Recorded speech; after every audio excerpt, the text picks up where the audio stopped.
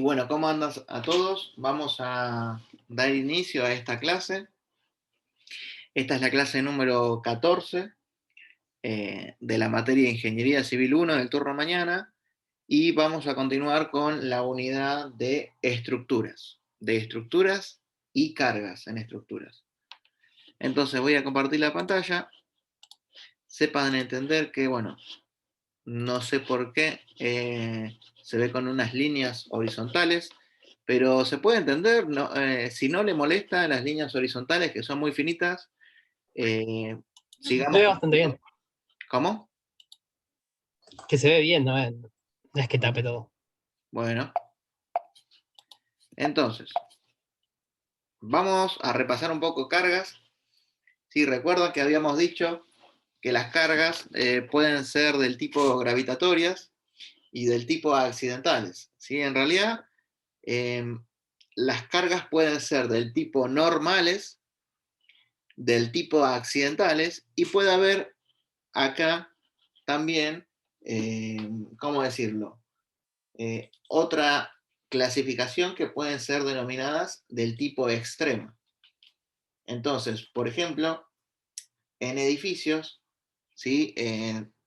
Prácticamente son estas las cargas, pero, por ejemplo, cuando ustedes hacen la verificación de una presa, ¿sí? De una obra de ingeniería hidráulica que sirve para contener el agua embalsada para diferentes propósitos, para generar hidroelectricidad o demás, ahí hay que considerar para el análisis de la estabilidad de la presa, que es un cuerpo muy grande, si tengan en cuenta que puede llegar a una altura de 100 metros o más, y anchos bastante grandes, son obras muy, muy grandes dentro de las que están en la ingeniería civil, y ahí sí tienen las condiciones extremas, ¿sí? En donde, por ejemplo, puede ser un sismo extremo, que tenga una recurrencia muy grande, y bueno, se hacen estas verificaciones a los estados últimos de resistencia o de servicio o demás.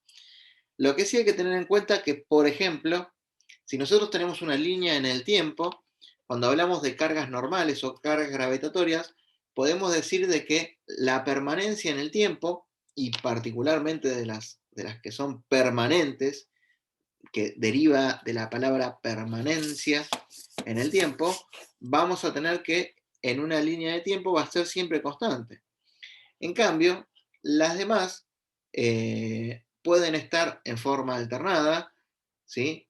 Como ser las sobrecargas de uso, eh, y o no, pueden estar o no, pero por lo general se estima una permanencia bastante importante, pero es diferente considerar las acciones del tipo accidentales, en donde, bueno, la acción del viento, eh, digamos, la presión del viento que ejerce sobre nuestros edificios eh, puede ser variable, porque la velocidad, dirección, eh, intensidad y sentido del viento es variable, ¿sí? Entonces, cuando se estudian las cargas de viento, bueno, se estima, ¿sí? Que va un determinado viento que va a ser variable respecto a la altura y que, por ejemplo, el viento va a soplar más fuerte, dicho entre paréntesis, en lugares donde eh, está más descampado, ¿sí? Debido a que no hay una rugosidad de todos los edificios que hagan que el viento se choque contra todos los edificios y genere una menor presión en el conjunto. En cambio, imagínense si el edificio está solo en un acantilado, no sé, en una zona costera. Entonces ahí sí, el viento no tiene esa rugosidad de las viviendas, de la zona urbana, eh, y esto implica que, entre paréntesis, sople más fuerte. Lo mismo con la nieve se da en temporadas invernales y se dan en algunas provincias de nuestro país. Entonces, y después tenemos el impacto, que ustedes me pueden decir, bueno, pero ¿a qué nos referimos con el impacto? A ver, ¿qué se imaginan ustedes? Eso del impacto. Creo que, profe, la clase anterior había usted dicho el ejemplo que, por ejemplo, choque un auto, supóngase, con una columna que era importante para la estructura, etcétera, o algo así, creo. Exacto, exacto. El impacto que puede ser dado por ejemplo, la colisión en una pila de un puente de un auto, de un automóvil, un vehículo en una zona de caminos. O también, imagínense un puente que atraviesa, no sé, por ejemplo, el río Paraná. No sé, acá tenemos puentes muy importantes sobre el río Paraná y el río Uruguay, que son ríos en donde tenemos, digamos, la navegación de distintas embarcaciones.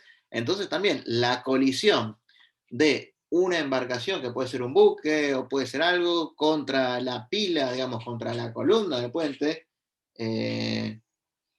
eso también puede generar un cierto impacto.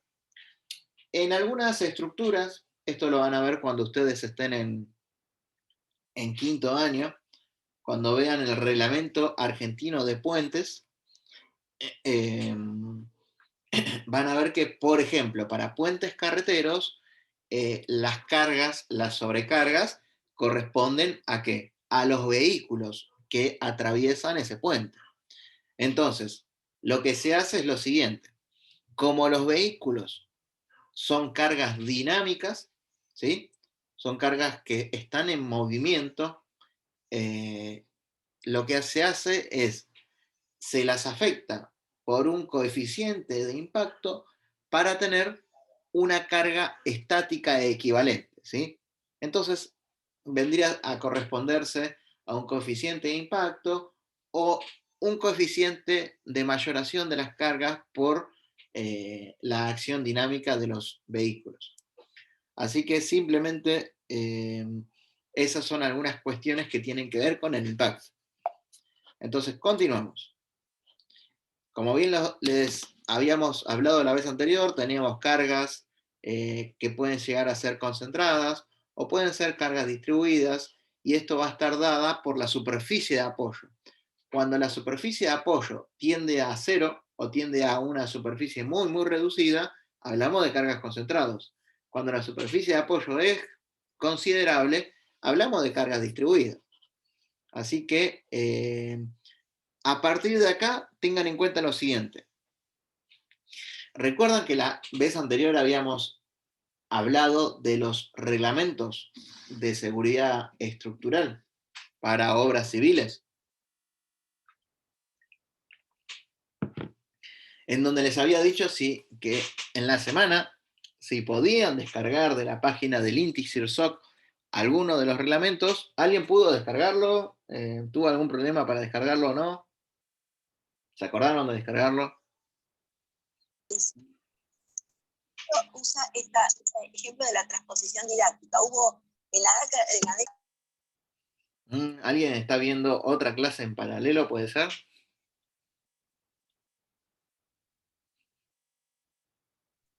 No, profe, yo estaba viendo un video. Justo cuando me conecté lo estaba apagando. Ah, bueno, no te hagas drama.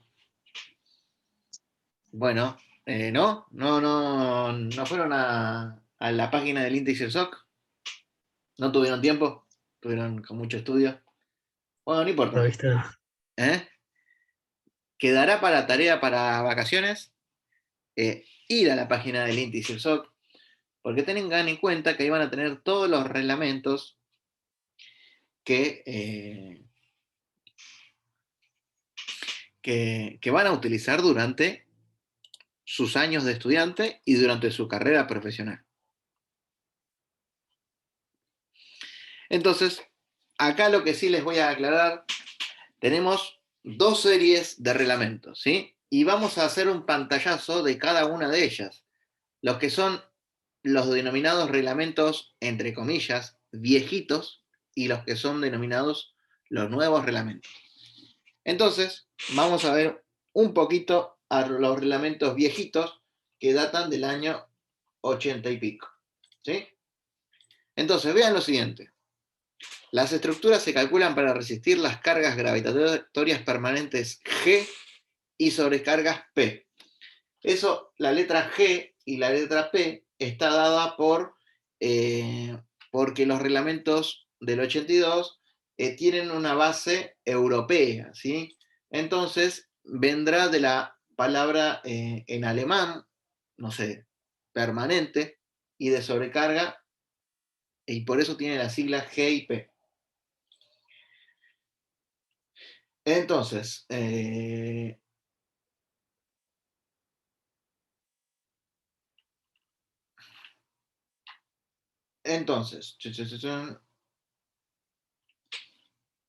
tengan en cuenta lo siguiente.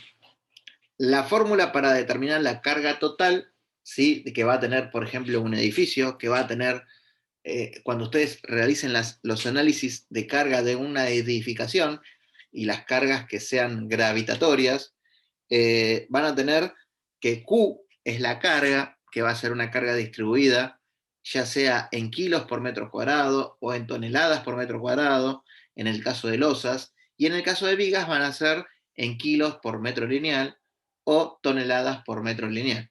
¿Sí? Entonces vean que es la sumatoria de las cargas permanentes y las sobrecargas de uso. Bien, ustedes me podrán decir, bueno, pero ¿cuáles son las cargas permanentes?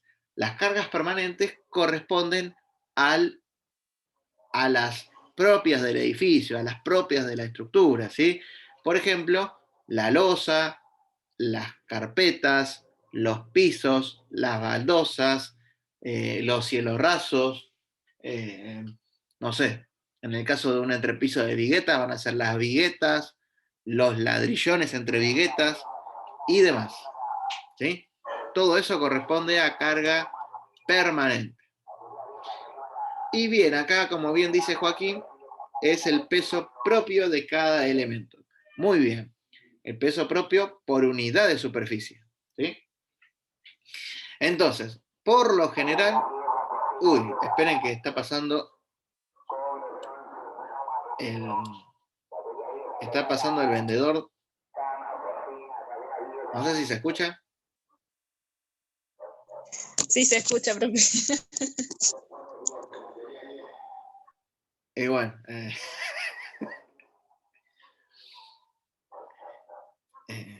a ver, ahí ya pasó. Entonces, tengan en cuenta lo siguiente. La carga total Q, bueno, va a tener G más P.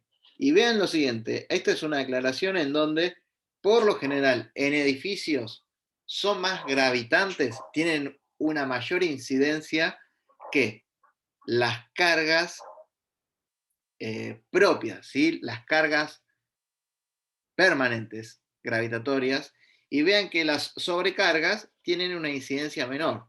Es decir, que las cargas permanentes están en el entorno del 60% y las sobrecargas en el entorno del 40% dentro de la carga total del edificio.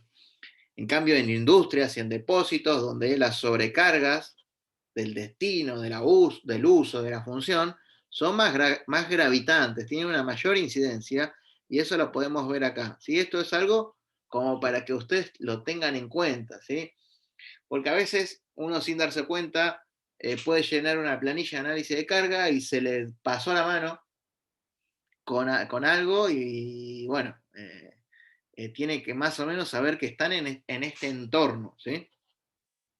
Y esto es algo importante para ustedes durante su carrera profesional, en donde siempre tienen que tener esos números del entorno, esos números rápidos que les van a permitir definir, no, pero acá hay algo mal, a ver, veamos esos números que pueden hacer con la calculadora, digamos, esos números así elementales, siempre tienen que tenerlos, ¿sí? Y van a corresponder quizás a fórmulas empíricas, o van a corresponder a alguna regla mnemotécnica, o van a corresponderse a su experiencia, ¿sí? Por ejemplo, si ustedes empiezan a diseñar, proyectar edificios que van a ser de una cierta cantidad de pisos, con lo que fuere, y para un cierto lugar, bueno, los tamaños de las losas, las vigas, las columnas van a empezar a estar en un cierto entorno.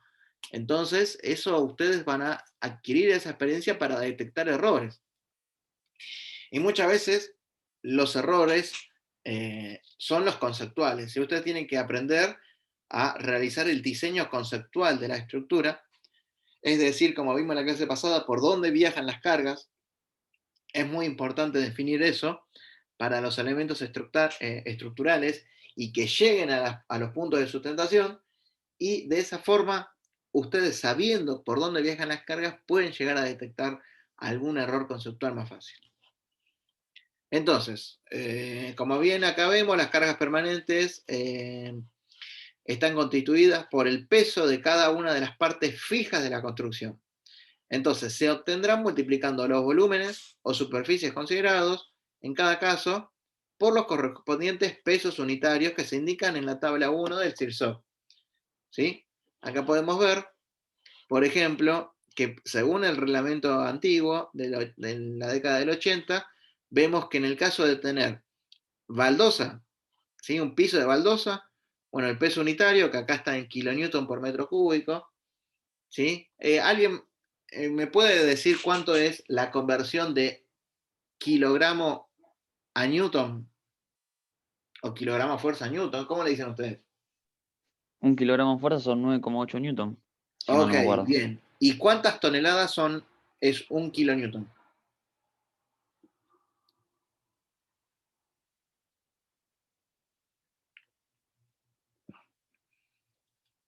Bueno, esa se la dejo para que después la analicen, ¿sí? A partir de ahora van a tener que tener el sistema métrico y el sistema internacional de unidades. Entonces, si ustedes tienen, no sé, obviamente, kilonewton viene de newton por mil, ¿sí? Entonces, como vos recién dijiste, un kilo son 9,8, o sea que un kilo más o menos son 10 newton, entonces una tonelada es 0,1 kilonewton, en términos generales, ¿sí? Siempre tienen que tener en cuenta esa conversión. Y si no sé si le comentaron en física la historia la historia no oficial de dónde Newton sacó la conversión de kilos a Newton. No sé si alguno la sabe. ¿No? Por mi parte no, profe. No, bueno, en realidad es algo medio un poco chistoso. Cuenta la leyenda que Newton estaba durmiendo una siesta debajo de un árbol de manzanas y se le cayó la manzana en la cabeza, ¿sí? A partir de ahí, bueno, se le prendió la lamparita para poder eh, descubrir la fórmula de la atracción gravitatoria y, bueno, ¿cuánto pesa una manzana? Una manzana se lo puede relacionar a un newton, ¿sí? ¿O no? Entonces puede decir, bueno, ¿cuánto pesa? Bueno, una manzana pesa 100 gramos, ¿sí? 0,1, 0,102 kilos es igual a un newton. Entonces, a partir de ahí, bueno, con el peso de la manzana uno puede decir, bueno, más o menos 100 gramos es un newton. ¿Se entendió?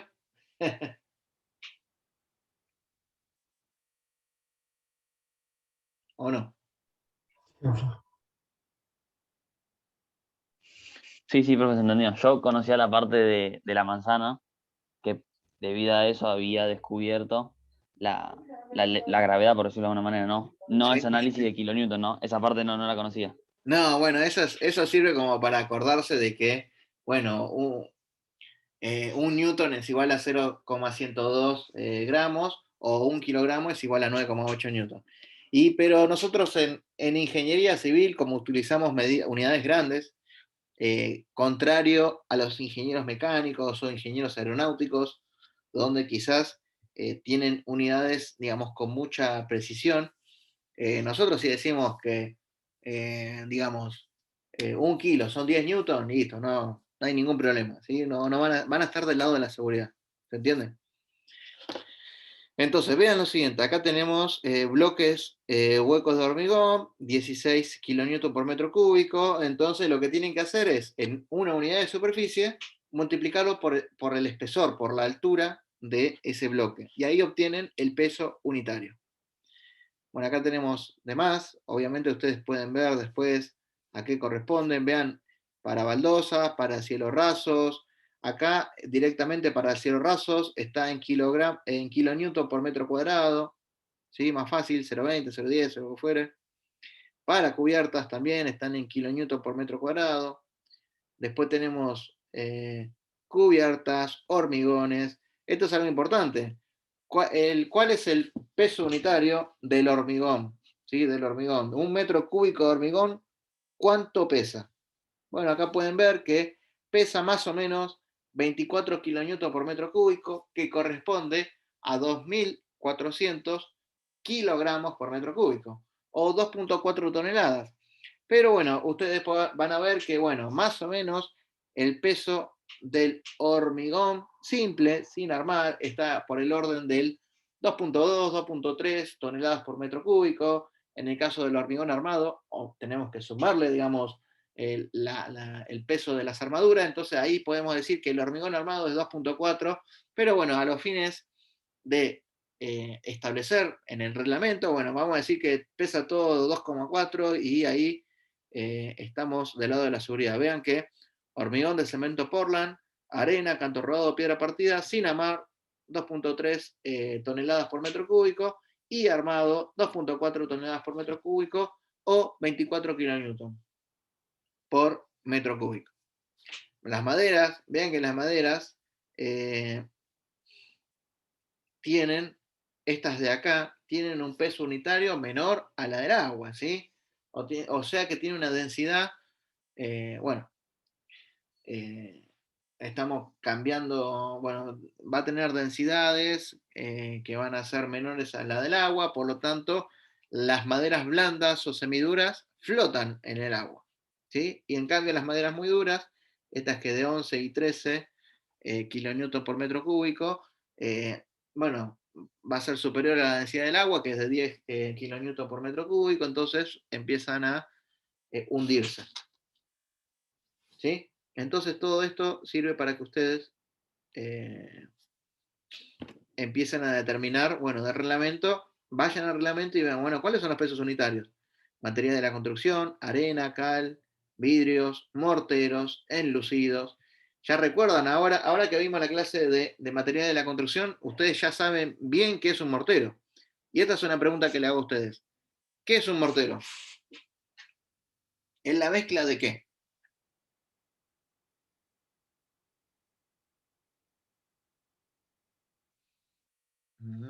Esta es una pregunta de parcial, así que anoten ahí qué es un mortero. ¿Recuerdan? Un aglomerante, un agregado fino, o de varios, o también puede ser un aglomerante secundario, o bueno, o demás. ¿Sí? ¿Se acuerdan? ¿No? Tal vez.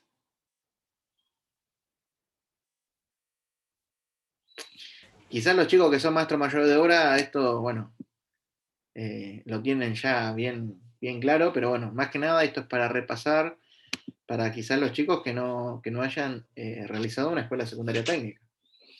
Entonces ahí es donde, bueno, repasemos qué es un mortero. Entonces veamos lo siguiente. Por un lado definimos las cargas permanentes, por otro lado hay que definir lo que dice la letra P, la sobrecarga. Entonces son aquellas cargas originadas por el uso y ocupación de un edificio o una estructura, ¿sí? Entonces, y está formada por los pesos de las personas, las instalaciones, artefactos móviles, que actúan en forma transitoria o que están presentes en determinados momentos. Los valores mínimos de sobrecarga se encuentran tabulados para los distintos locales y usos en la tabla tanto del capítulo tanto del CIRSOC 101, ¿sí? Obviamente estamos viendo el CIRSOC 101 del 82. Después vamos a ver el CIRSOC 101 del 2005. Entonces vean lo siguiente. Si nosotros vemos este detalle, acá tenemos edificios de vivienda, ¿sí? Edificios de vivienda, y vean que para una azotea, es decir, o una terraza, ¿sí? La parte superior de una cubierta plana, tenemos sobrecarga, bueno, acá vemos 3 kilonewton por metro cuadrado. ¿Y a qué va a corresponderse? Va a corresponderse a 0,3 toneladas por metro cuadrado, o va a corresponderse a 300 kilogramos por metro cuadrado. Entonces vean que si la azotea es accesible, son 200 kilos por metro cuadrado.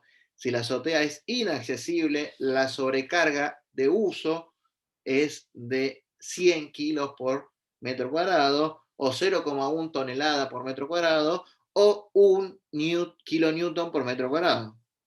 En el caso de balcones, vean que acá tenemos 5, ¿sí? 5 kilonewton por metro cuadrado, y ahí tenemos comedores, cubiertas, dormitorios, escaleras y demás. Vean que para cada local, ¿sí?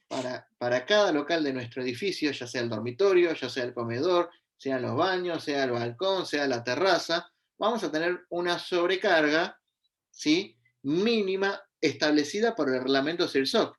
Y esto no viene bien porque nosotros ya vimos en las clases anteriores, bueno, qué es un local, de un edificio, de una vivienda, y bueno, podemos identificar, bueno, si tenemos una cocina, acá el reglamento nos dice que, bueno, hay que utilizar la sobrecarga de 2 kilonewton por metro cuadrado. Y si tenemos un dormitorio, bueno, seguimos con 2. En cambio, vean que la escalera tiene una mayor sobrecarga, y esto corresponde a que es más frecuente, es más probable de que toda la gente se amontone en la escalera, ya que es un medio de evacuación, ¿sí? Entonces, bueno, más o menos por metro cuadrado son 300 kilos, ¿sí? Imagínense 2 o 3 personas, ¿sí? Que pesen más de 100 kilos, todos juntitos bajando por la escalera. Bueno, eso lo pueden analizar, bueno, pero ¿qué?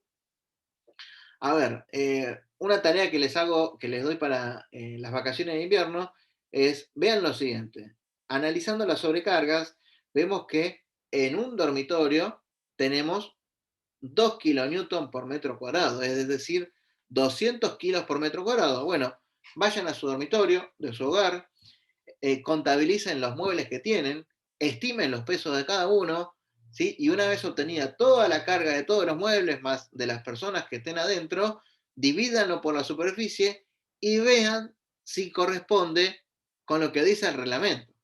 ¿Se entiende? Bueno, después tenemos otros edificios como archivos, las aulas. Ven que las aulas, acá tenemos 3,5 kilonewton por metro cuadrado y demás, ¿sí? Después continuamos acá.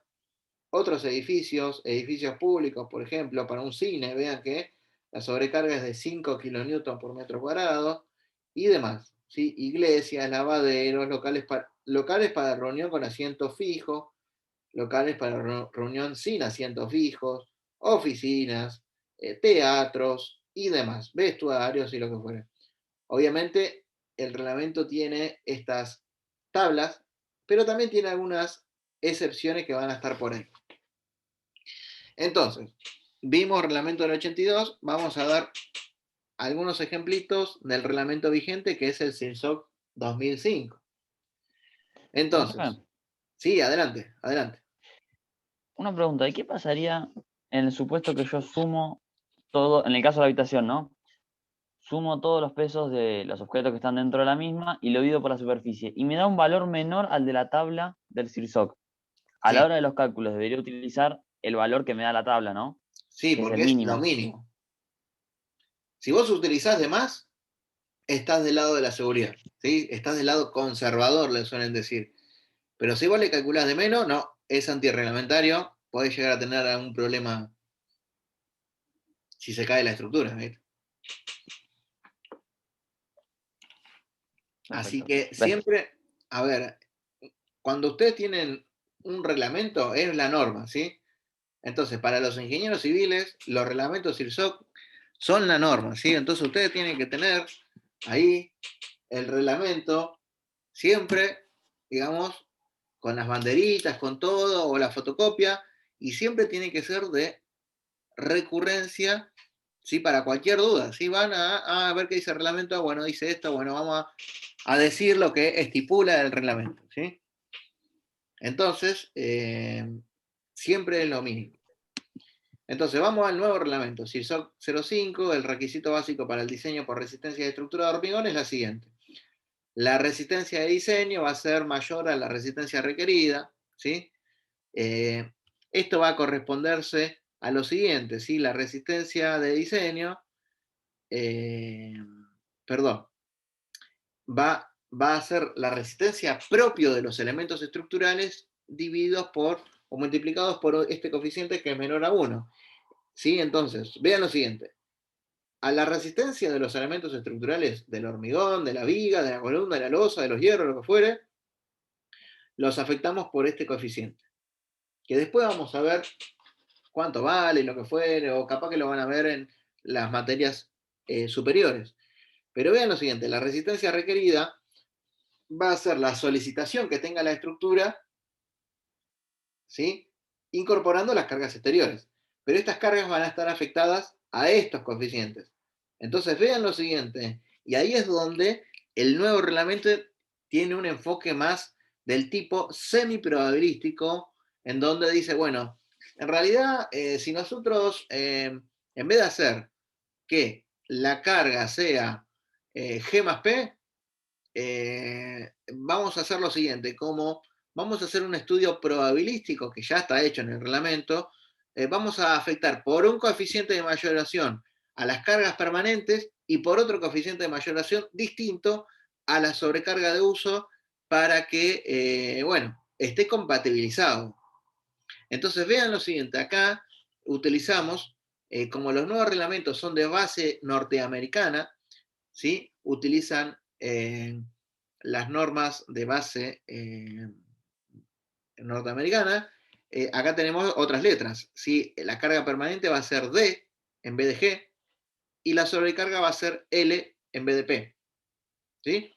Entonces ahora sí, acá D significa dead load, dead de muertos, ¿sí? De cargas muertas o de pesos propios. Y la L viene de life, de cargas vivas, ¿sí? Entonces, una traducción literal del reglamento norteamericano es las cargas muertas y las cargas vivas. Le solemos decir cargas permanentes porque la verdad decir cargas muertas es medio, esa traducción literal, medio en nuestro país, ¿no? Solemos decir, bueno, la carga está muerta. Y quizás alguien que no entiende del tema dice, pero ¿cómo la carga está muerta? ¿Qué significa eso? ¿Quién se murió? No. Entonces, esa es la traducción literal del reglamento norteamericano.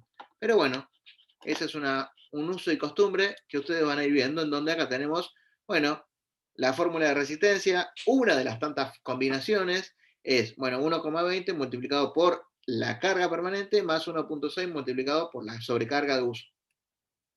Entonces, vean que acá el nuevo reglamento lo que hace es, bueno, tener elementos más modernos, ¿sí? Quizás el antiguo reglamento no tenía tanto de construcciones industrializadas o nuevos sistemas constructivos, y el nuevo reglamento ya hace una distinción más acorde a la realidad de hoy en día, ¿sí? Obviamente el hormigón del año 80 va a ser con los mismos componentes de este año.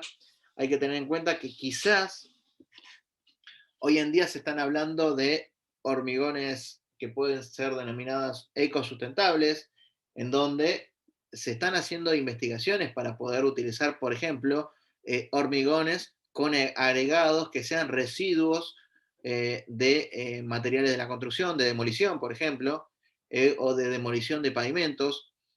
Y también se están utilizando hormigones con otras características y con otras tipologías de agregados, pero eso está muy, muy en estudio, muy en investigación, así que seguimos utilizando para las obras normales el mismo hormigón de siempre.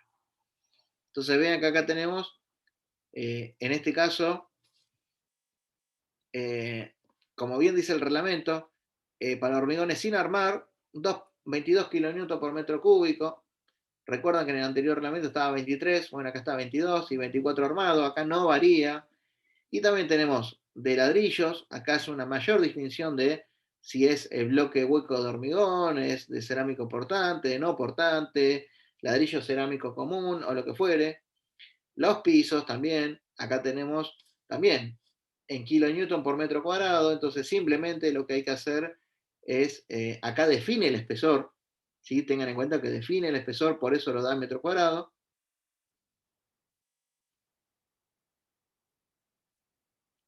Y después tenemos la sobrecarga, ¿sí? La sobrecarga L.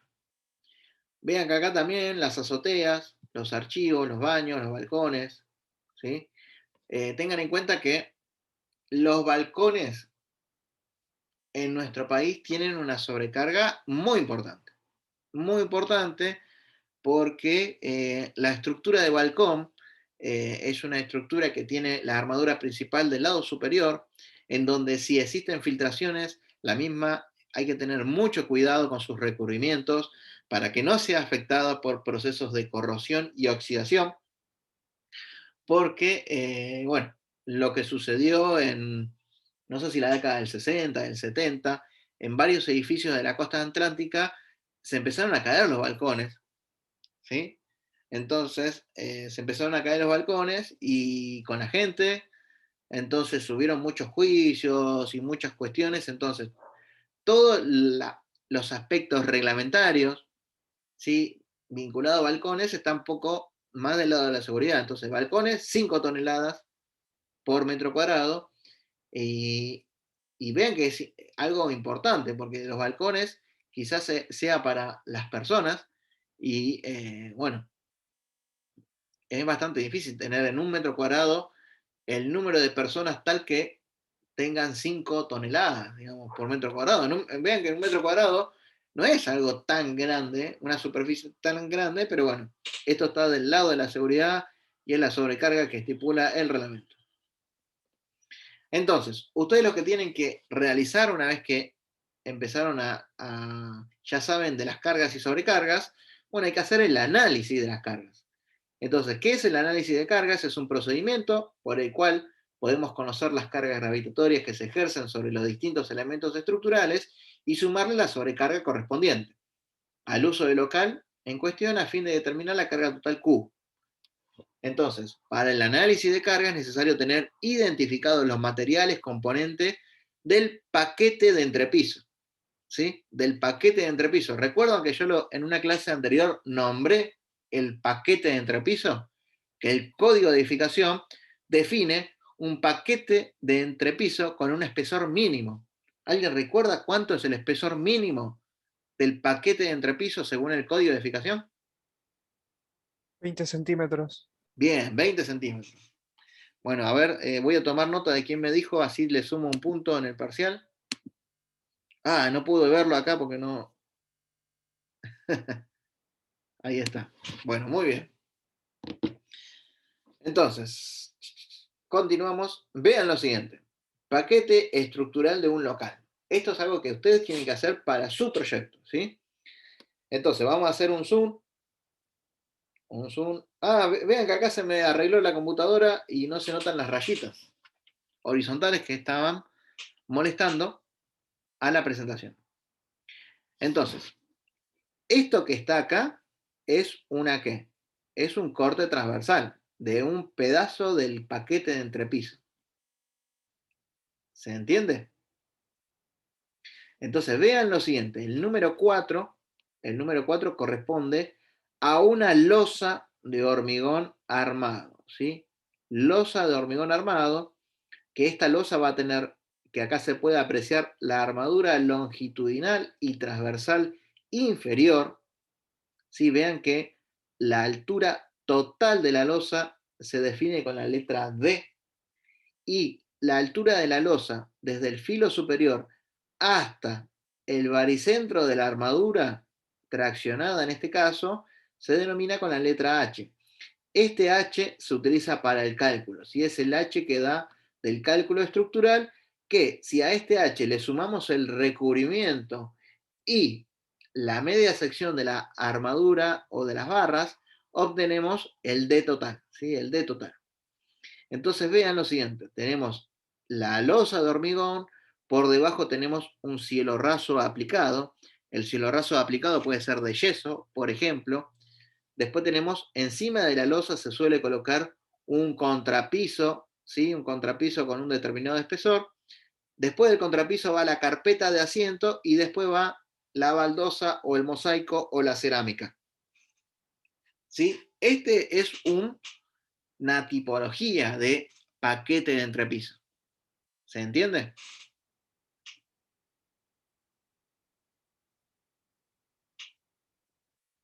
Sí, profe.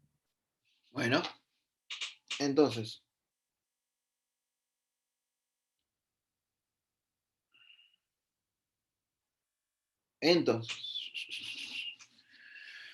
acá tenemos los datos de todas, el detalle de lo que va a formar la carga permanente.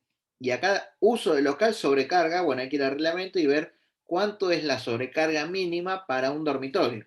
¿Sí? Sobrecarga mínima para un dormitorio. Entonces, una vez definido este corte o sección transversal del paquete de mi entrepiso, lo que hacemos es lo siguiente.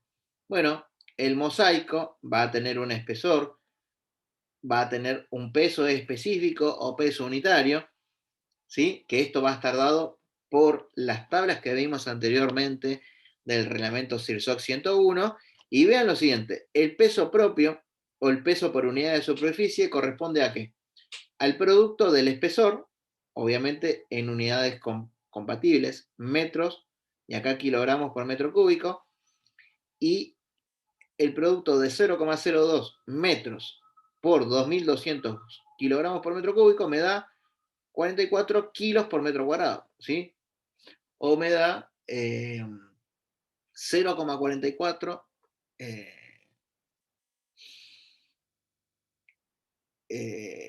no, 0,044 toneladas por metro cuadrado. Sí, acá vean que estamos utilizando a propósito unidades en kilos por metro cúbico, o kilonewton por metro cúbico, o tonelada por metro cúbico, para que se acostumbren a utilizar cualquier sistema de unidades. ¿Sí?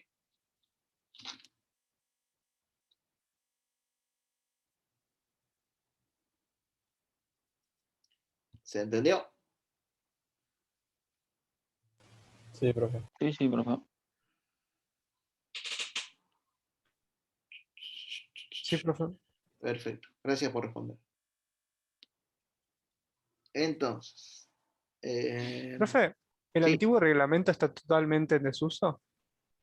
no, no, en algunos lados, a ver, ¿dónde no está en desuso? Por ejemplo, eh, para puentes de hormigón, todavía estamos en una zona gris, que usamos, no usamos, pero ¿qué es lo que sucede? Muchas veces ustedes tienen que verificar estructuras realizadas con el antiguo reglamento, ¿se entiende? Porque todavía hay muchos años. Imagínense que el nuevo reglamento entró en vigencia en el año 2013. Entonces, desde la década del 80 al 2013 hay una gran cantidad de estructuras que están con el antiguo reglamento. Entonces, lo que se hace es, bueno, o verificás con el nuevo reglamento y todo de nuevo, o vas al antiguo reglamento y verificás con el antiguo reglamento. Entonces, hay un mix, ¿sí? Siempre a ustedes, igual para el análisis de carga y sobrecarga es bastante sencillo y no hay tantas variaciones entre uno y otro más allá de algún que otro peso específico. Pero, digamos, todavía estamos en una transición y ya creo que quizás dentro de un par de años, pocos, no vamos a hablar más del antiguo reglamento. ¿Por qué? Porque van a haber una gran cantidad de estructuras ya calculadas con el nuevo reglamento. Entonces, a los fines prácticos, y para esta clase en particular estamos usando los dos, para que sepan que existen ambos. Entonces vean lo siguiente. Continuamos. Mosaico, carpeta de asiento, contrapiso que acá está definido el espesor, losa de hormigón y el cielo raso. Si alguien me puede ayudar con la cuantita, ¿cuánto da todo esto? 15 más 4, 19, más 7, 26, da 26,5 centímetros, o sea que verifica el paquete mínimo, ¿sí? Establecido por el código de edificación. Entonces vean que tenemos todos los pesos específicos y el producto del espesor por el peso específico nos da el peso por unidad de superficie.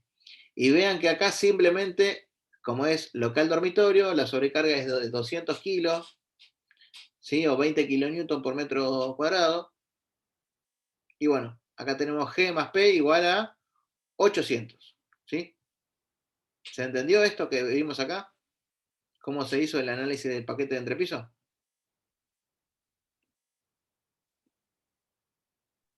Sí, profe, se entendió. Bueno. A ver, me parece que ya este power termina acá y vamos a pasar al otro.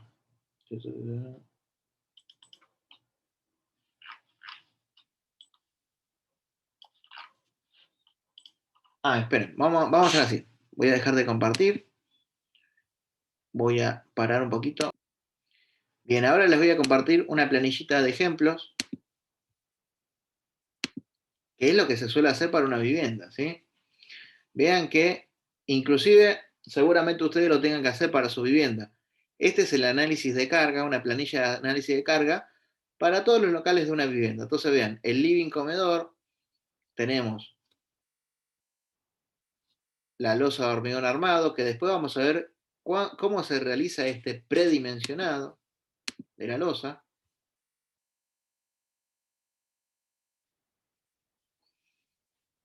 A ver. Acá Santiago nos hace una pregunta. Sí, Santiago, están redondeadas las cargas. Vos podés redondearlo a números enteros. Vean lo siguiente, vean que acá tenemos una declaración. Acá tenemos la losa con su espesor, que después vamos a ver cómo se predimensiona el espesor, un contrapiso, una mezcla de asiento, un piso de madera, cielo raso, todos los pesos específicos, y esto me da la carga por unidad de superficie. Sumando cada uno de estos componentes nos da la carga total. Y acá tenemos la sobrecarga. Vean lo siguiente. Por lo general se lo suele ajustar a un número entero. ¿Sí? Vean que de 386 kilos por metro cuadrado pasamos a 400. ¿Sí? Porque vean que en definitiva después pasamos a toneladas por metro cuadrado y son 0,6, 0,5. No vamos a poner 0,6023421, sino que vamos a redondearlo. ¿Sí? Más cuando estamos en etapa de diseño. Quizás cuando estamos verificando una estructura existente y capaz que nos da, verifica ahí casi, bueno, adoptamos el número no ajustado, ¿sí? El número real de lo que da. Pero en proyecto, ¿sí? De obras nuevas, ajusten para arriba. ¿Sí? Después tenemos dormitorio, lo mismo el análisis de carga con su sobrecarga de uso. Pasillo, vean que el pasillo tiene una sobrecarga de 300, cocina 200, baño 200, balcón, vean que balcón 500, y es importante, 500 la del balcón, y nada más. Así que esto se lo voy a mandar ahora por mail para que tengan este ejemplito. Así que bien, vamos a hacer lo siguiente, vamos a hacer un pequeño intervalo de 10 minutos y después vamos a continuar, ¿sí? Así que, por favor, les pido que no se vayan. Sí, profe, sigamos acá si quiere. Está bien, bueno, recién hablamos de las normas, ahí lo pueden ver la presentación que les voy a mandar.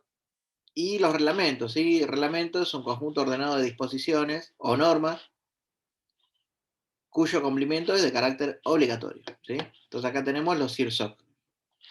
Acá vemos un ejemplito, la serie 100 es de cargas y acciones, la serie 200 es de estructura de hormigón armado, 300 de estructuras metálicas, 400 de suelos, 500 de madera, y tenemos los 600, también acá faltarían todo lo que ves son de puentes. Entonces, básicamente, las normas de cálculo de hormigón armado, ¿sí? Las del año 82, los reglamentos viejitos, corresponden a la base o están basadas en la norma americana DIN 1045, en los cuadernos 220 y 240 de la Comisión Alemana para el Hormigón Armado, en donde, digamos, esta vendría a ser la base europea, la base alemana. En cambio, desde el 2005, los reglamentos que entraron en vigencia desde el año 2013, tiene base la norma, por ejemplo, para reglamentos de hormigón, la ACI, que es de American Concrete Institute 318 del 2005. Esta norma se va actualizando año a año y, por ejemplo, la norma ACI 318 más actualizada trata del año 2019. Entonces, básicamente, el CIRSOC del año 2005 propone, por un lado, determinar, digamos, la capacidad de carga de la estructura, reduciéndola en función de las propiedades de los materiales, ¿sí? Y aumentando en función de las incertidumbres a las cargas y sobrecargas, ¿sí? Este procedimiento de disminución de la resistencia y aumento de la sobrecarga se denomina LRFD, ¿sí? Es un procedimiento que significa, bueno, como bien le dije, de factores de resistencia y factores de carga, ¿sí? Entonces, esto lo dejo como para que lo tengan en cuenta, ¿sí? Esta presentación era muy cortita, básicamente como para que tengan bien detallado los conceptos de reglamento y norma y cuáles son las normas argentinas y cuáles son los reglamentos argentinos para estructura. Entonces, a ver. Entonces, ahora vamos a ver un poco de los elementos estructurales de una estructura de hormigón que puede llegar a ser para un edificio. Entonces, como bien habíamos visto anteriormente, llamamos estructura al conjunto de elementos de una construcción destinado a soportar las cargas que inciden sobre la misma y que son transmitidas hasta los puntos de sustentación. Y esto es un resumen de lo que vimos la clase pasada. En todo análisis estructural es importante determinar las cargas, los elementos estructurales y los puntos de sustentación. Todo esto lo voy a pasar. Acá tienen un micrófono abierto, las losas. Y vean lo siguiente, cuando nosotros hablamos de losas, ¿sí?, que son los elementos planos, hay que tener en cuenta que las luces de la losa se refieren a su dimensión en largo y ancho, ¿sí? Entonces, cuando las losas superan los 5,50 o 6 metros, comienzan a aparecer inconvenientes, ¿sí? Entonces, como consecuencia de la delimitación de la altura de las vigas, ¿sí? Tengan en cuenta que las losas van a estar perimetradas por las vigas, y si las vigas son más grandes, bueno, van a tener, las losas son de mayores longitudes, van a tener vigas de mayores longitudes, y podemos llegar a tener problemas en la zona de ventanas. Entonces, acá vean lo siguiente, acá tenemos una losa, ¿sí? Vamos a ver algunos criterios de predimensionado.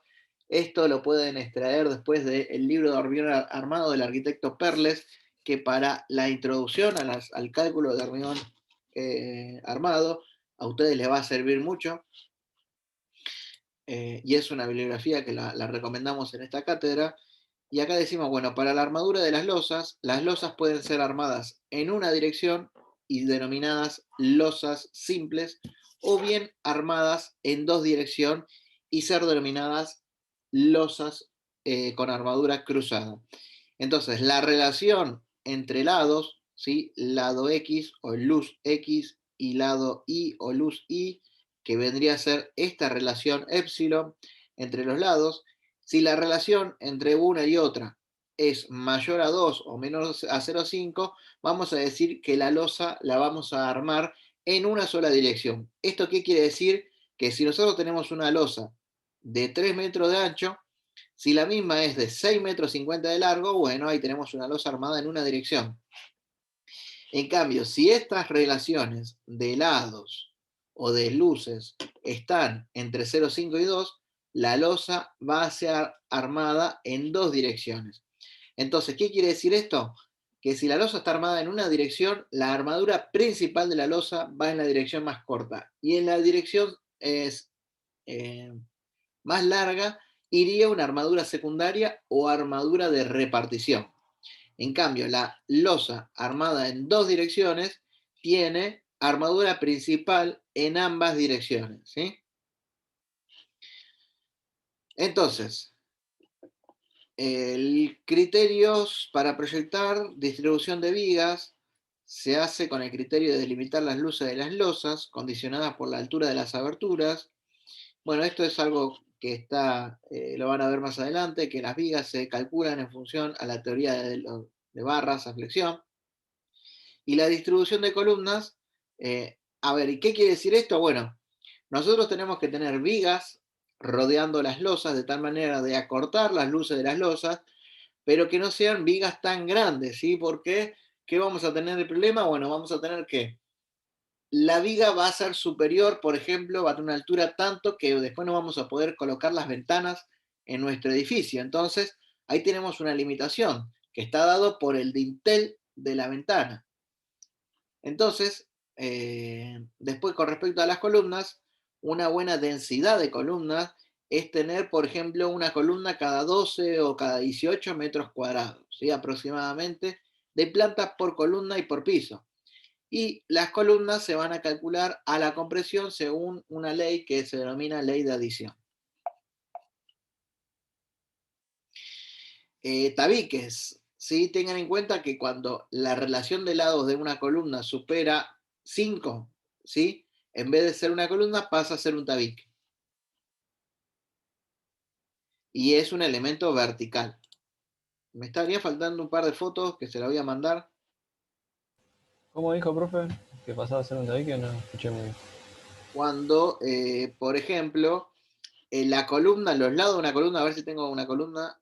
No, no tengo acá. Ahora después vamos a ver, los lados de una columna pasan a ser superior a esta relación. Un lado es 5 veces el otro lado, se considera tabique en vez de columna, ¿sí? Es básicamente la diferencia o distinción entre columna y tabique. Ah, listo, gracias. Y después, bueno, las fundaciones es aquella parte de la estructura que tiene como función transmitir las cargas en forma adecuada de la estructura al suelo, ¿sí? En general, las fundaciones pueden ser directas e indirectas o superficiales y profundas, ¿sí? Y acá tenemos directas o superficiales, indirectas o profundas. Entonces vean que tenemos fundaciones directas individuales, como ser la base aislada, y después tenemos otras combinadas, con plateas, con viga cantilever y demás. Las bases aisladas pueden ser centradas o excéntricas, y esto es una distinción que después vamos a ver. Después le voy a pasar algunos dibujitos para que entiendan bien cuál es cada tipología de fundación. Y las indirectas corresponden a pilotes, pozos romanos o demás. Acá vemos en planta y en vista cómo es una base centrada. Vean que esta es la planta de la base, ¿sí? Que es del tipo tronco piramidal. Esta es la columna, la planta de la columna. Y vean que en vista tenemos la base con su solera inferior, su talud, ¿sí? Su zona del tronco piramidal ataluzada. Y acá tenemos la columna, ¿sí? Entonces vean lo siguiente, acá tenemos el A1 corresponde al lado horizontal o a un lado de la base. El A2 corresponde al otro, y de acá tenemos C y B. C1 y C2 corresponden a los lados de la columna, y B1 y B2 corresponde a este sobreancho que ven acá, que me sirve para poder apoyar la tabla del encofrado de la columna sobre la cabeza de la base, ¿sí? Entonces, por eso el B1 es un poquito más grande que el C1, al igual que el B2 respecto del C2. Entonces, respecto a volvemos a las losas están delimitadas por barras que representan a las vigas. En planta hay que respetar una numeración que va a ser de arriba a abajo, de izquierda a derecha o de derecha a izquierda. Ustedes lo determinen, pero tienen que siempre en todos los planos respetar la mínima numeración. La simbología, vamos a tener el número de piso, el número de losa, el espesor de la losa en centímetros. Y acá vemos algunas convenciones para numeración de losas que se las dejo para que la lean. Entonces vean lo siguiente, esta es la convención para poder identificar una losa. La losa 1 tiene un espesor de 10 centímetros y es armada en dos direcciones. La losa 2 tiene un espesor de 10 centímetros y es armada en una dirección. Y la losa de balcón o de voladizo, ¿sí? Se apoya en este sentido, es la L4 o B4, se suele denominar, de balcón, y tiene 10 centímetros de espesor. Las vigas, ¿sí? También tenemos una numeración, son como elementos de barra, y se numeran también de arriba a abajo, de derecha a izquierda, en el sentido de las agujas del reloj, y vamos a ver, acá hay una convención de numeración, y vamos directamente a lo siguiente. La viga, ¿sí? En un plano de estructura en escala 1 en 100, en un plano que puede ser para una presentación municipal, vean que tenemos viga, subsuelo 103, viga 1, que vendría a ser viga número 1 de la planta baja, y viga 102 es viga número 2 del primer piso. ¿Sí? Entonces, por lo general le tenemos viga, las 01, 02, 03 corresponden a la planta baja, las vigas 101, 102, 103 a la del primer piso, las vigas 201, 2, 3 a la del segundo piso, 300, tercer piso, 400, cuarto piso, y así sucesivamente hasta completar todos los pisos del edificio. Las columnas, también acá vemos la numeración y la simbología, vamos directamente a la numeración. Vean lo siguiente, acá tenemos en planta una losa que está delimitado por todas estas vigas, viga B1, B2, B3 y B4, y estas vigas apoyan en las columnas C1, C2, C3 y C4, ¿sí? Esa es una numeración de elementos estructurales.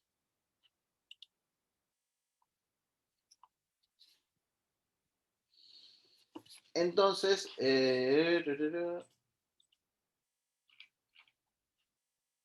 no sé si me está faltando alguno.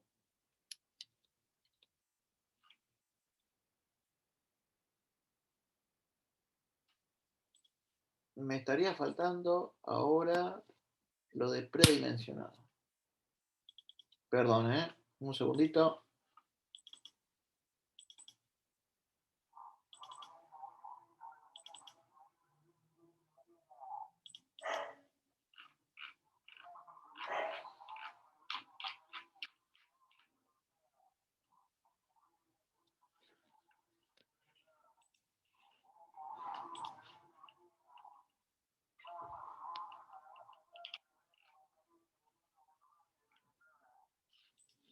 Esperen que voy a buscar la otra presentación.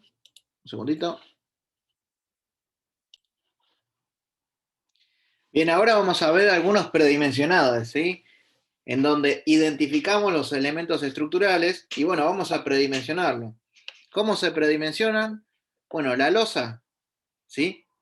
La losa, como bien acá tenemos el corte de la losa, en donde definimos el H, ¿sí? El H corresponde a la altura de cálculo entre el filo superior de la losa y la armadura principal, y el D vendría a ser el espesor total de la losa. Vean que H menos D corresponde al recubrimiento, y bueno, una forma de predimensionar el espesor de la losa es la longitud, la luz menor, sobre 30 a 50, ¿sí? Entonces, ¿qué se considera? Siempre la luz menor. El espesor mínimo reglamentario es de 7 centímetros y el aconsejable es de 8 a 12 centímetros. ¿Sí? Más que nada para tener buenos recubrimientos, y también losas con espesores mayores a 12 centímetros ya son losas muy pesadas, ¿sí? Ahí conviene dividirlas con vigas. Entonces vean lo siguiente, la armadura principal, ¿sí? CIRSOC no indica una armadura mínima, generalmente usamos diámetros de 10 o mayor, y la separación corresponde a lo siguiente, 15 centímetros más el diámetro dividido 10. Entonces, la separación mínima, ¿sí? Entonces, imaginen lo siguiente, si ustedes utilizan diámetros de 10 milímetros, corresponde a 1 centímetro, ¿sí? Entonces, en este caso, van a ver que la separación máxima es 15.1, o sea que estamos hablando de 15 centímetros. Y la armadura secundaria, en el caso de losas armadas en dos direcciones, el diámetro mínimo es de 6, ¿sí? De la barra de la construcción, y la separación máxima es de 25. Para las vigas, ¿sí? Las vigas, vean que acá tenemos la altura total de la viga D y el H, y vean que en este caso, valores de H mínimo para vigas simplemente apoyadas es la longitud dividido 16, para voladizos es la longitud dividido 8, y algunas consideraciones del predimensionado, bueno, el ancho de la viga, el B, que vendría a ser este de acá, este ancho de la viga, tiene que ser mayor o igual a 12 centímetros para que pueda entrar la armadura principal. Se recomienda que el valor de la altura total esté entre L sobre 10 y L sobre 12 para la cátedra. Se recomienda una relación entre el ancho y la altura mayor a 3, y el recubrimiento, que es D menos H, debe ser entre 3 y 5 centímetros. Entonces, hay que tener en cuenta que la separación entre distintas armaduras longitudinales tiene que ser 2 centímetros o el diámetro de la armadura, que esto sirve de tal manera de que los agregados del hormigón entren entre los espacios entre armaduras. Por último tenemos las columnas. Las columnas de hormigón deben ser dimensionadas para soportar las cargas derivadas de las solicitaciones, y por lo general para el predimensionado de una columna simple se utiliza la ley de adición, que se expresa como lo siguiente, ¿sí? Una carga mayorada, que vendría a ser la carga multiplicado por un coeficiente, corresponde a ¿qué? A la carga del hormigón, a la que va a resistir el hormigón, que es la sección geométrica del hormigón, multiplicado por una tensión del hormigón, más la sección de acero multiplicada por una tensión de acero, ¿sí? Acá tenemos ejemplos de columnas cuadradas, con armadura principal, que es estos puntitos que están acá, que vendría a ser la armadura longitudinal, y acá tenemos otra distribución. La armadura secundaria en columnas se denomina estribos y tiene una separación. Vean que acá tenemos la columna, que es de 30 por 30 centímetros, posee 4 barras longitudinales, una en cada vértice, de diámetro del 12, y posee estribos, que es el estribo puede ser estribo simple o espiralado, phi del 6 cada 15 centímetros equidistante. Y acá lo mismo, tenemos la misma columna de 30 por 30, aumenta la cantidad de armadura principal, 4 phi del 16 más 4 phi del 12.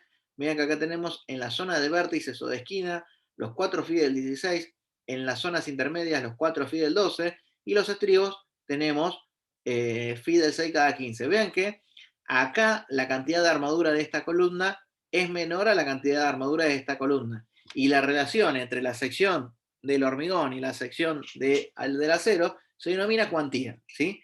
Y el reglamento va a definir una cuantía mínima, es decir, una cantidad mínima, y una cuantía máxima, es decir, una cantidad máxima de acero para cada sección del elemento estructural, en este caso de las columnas. Acá vemos otro ejemplo con ganchos, ¿sí? Que tiene las armaduras. Entonces, columnas. Consideraciones. La relación ancho-alto tiene que ser menor a 5 para que no sea tabique. El lado mínimo es 20 y la superficie mínima es 400 centímetros cuadrados. La armadura principal mínima son 4 phi del 12. La cuantía, que es la relación del área del acero y el área de la armadura, tiene que estar entre el 1 y el 8%. Y la armadura de estribo se utiliza phi del 6 y phi del 8 cuando tenemos armadura longitudinal mayor o menor a phi del 20. Entonces, acá vemos cómo es el predimensionado de la columna. ¿Sí? Los términos que las componen son el coeficiente de seguridad, que es 2.1, la carga de servicio, y lo que se hace es, se estima la carga axial por columna mediante la superficie de influencia, ¿sí? Es decir, la superficie que va a adoptar cada una de las columnas. Esto después lo vamos a ver con la profesora Natalia en un ejemplo. Entonces, acá vean lo siguiente, para esta columna de acá, vean que acá tenemos columna, viga, columna, viga, columna, viga. Bueno, la mitad de todas las luces, la mitad de todas las luces, corresponde ¿a qué? Corresponde a un área de influencia de la columna central. Entonces, esta área de influencia por la carga de la columna, por la cantidad de pisos, te va a dar la carga total de la columna. En cambio, en la esquina, vean que en la esquina esta es la columna de esquina con su superficie, y en la medianera o lateral esta es la columna con su superficie lateral. ¿Sí? Lo dejo para que lo lean. Entonces, a ver, perdone.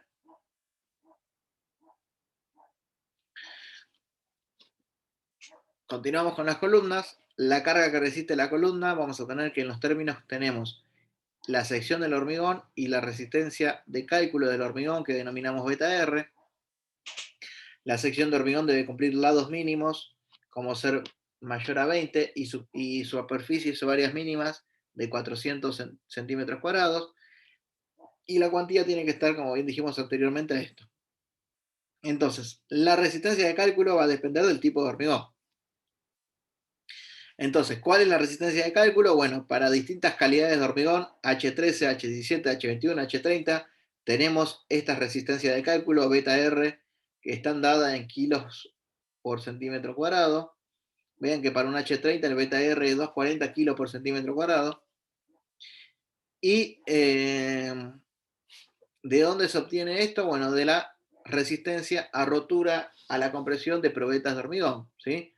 Donde básicamente la tensión de rotura corresponde a la carga de rotura dividido el área de la probeta.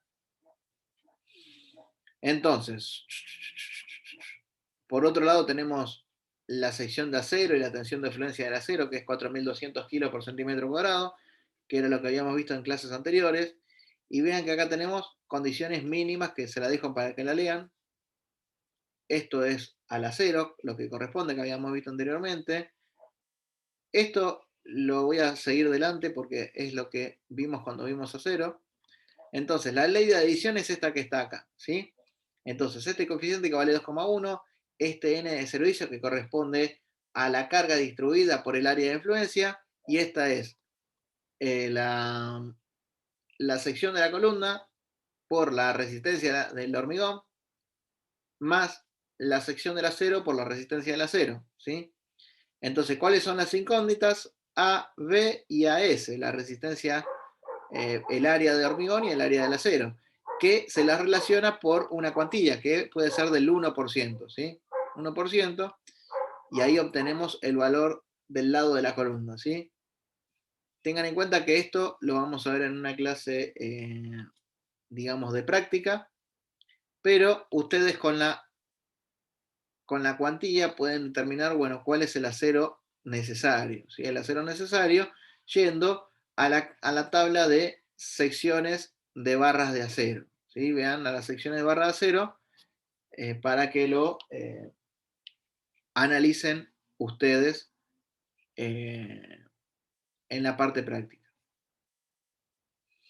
Así que bien, yo estoy yendo un poquito más rápido porque la realidad es que está bien detallado acá en el apunte y bueno, se lo voy a dejar para que lo lean. Voy a dejar de compartir esto. Voy a parar. Me faltó grabar.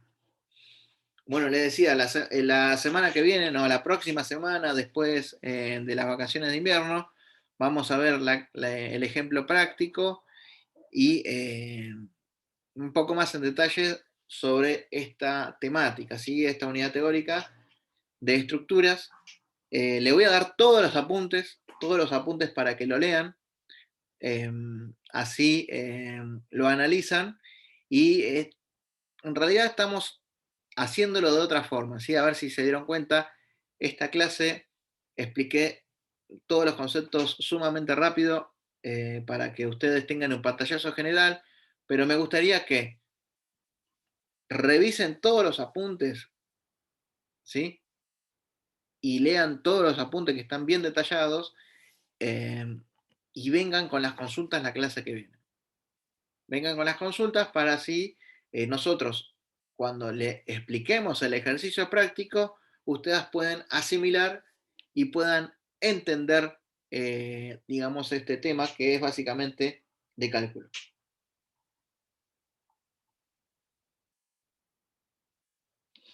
Así que no sé qué opinan ustedes, pero por mi parte yo lo que haría es, para no bombardearlos con tanta teoría, pararía acá y veríamos un par de consultas, pero le voy a pasar todos los apuntes. Inclusive, también lo que voy a hacer es pasarle el apunte de hormigón fresco y hormigón endurecido, que corresponde a los ensayos de laboratorio, que no lo podemos hacer porque no estamos en la facultad en forma presencial. Y también se lo dejo para que lo lean durante las vacaciones de invierno, ¿sí? Pero bueno, esos dos temas no van a entrar en el parcial y más que nada es para que ustedes lo lean y lo analicen. Así que bueno, cortamos la clase acá.